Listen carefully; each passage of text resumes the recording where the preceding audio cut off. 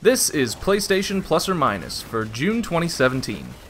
The free PS4 games this month are Life is Strange and Killing Floor 2. Let's get into it. Life is Strange is basically a Telltale game in all but name.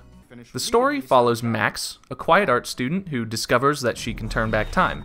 And I hate to do this to you, but to say much more about the plot would be spoilers. And since this game is pretty much nothing but story, there's really no reason to play the game if you already know what happens. But suffice it to say, shit gets intense. What else I can say is somewhat surface level, but I'll give you the rundown anyway. The game looks good from a distance, and the hand-drawn sort of art style really works most of the time, but don't look too close at anything.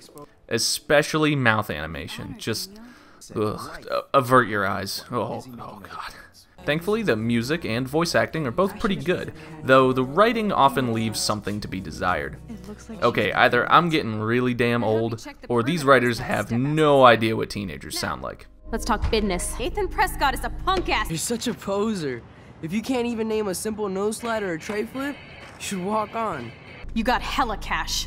It needs more fidget spinners and self-deprecating memes. These kids are not true millennials. Similar to what I said last month with Tales from the Borderlands, if you want a game to play that has gameplay, then just go ahead and skip Life is Strange. Personally, my preference with games tends to be gameplay over story, hence why I've sunk many more hours into our next game than Life is Strange. That said, a good enough story can make up for lackluster gameplay, and Life is Strange's story is definitely better than just good enough. Basically, what I'm saying is, if you want an interesting story, you could do a whole lot worse than Life is Strange. Life is Strange gets a plus. Maybe I could sneak in and watch Final Fantasy Spirits Within. I don't care what anybody says, that's one of the best sci-fi films ever made. Killing Floor 2. Life is Strange was nothing but story, and here we have the exact polar opposite. Killing Floor is nothing but raw, bloody, tough shooting action, and I cannot get enough of it. Killing Floor 2 is a class-based zombie shooter with a focus on online cooperative PvE. Basically, team up with some random folks online, start jamming to some metal, and shoot you some zombies. Or, sorry, Zeds, since this game does take place in Europe. Zeds come in all shapes and sizes, invisible, fat, creepy, crawly, chainsaw-wielding, etc. And as you learn the game, you'll start developing strategies to counter each different type of zombie. Except the boss, the Patriarch, who I have yet to beat on anything other than the easiest difficulty. Kills earn you in-game cash called Dosh?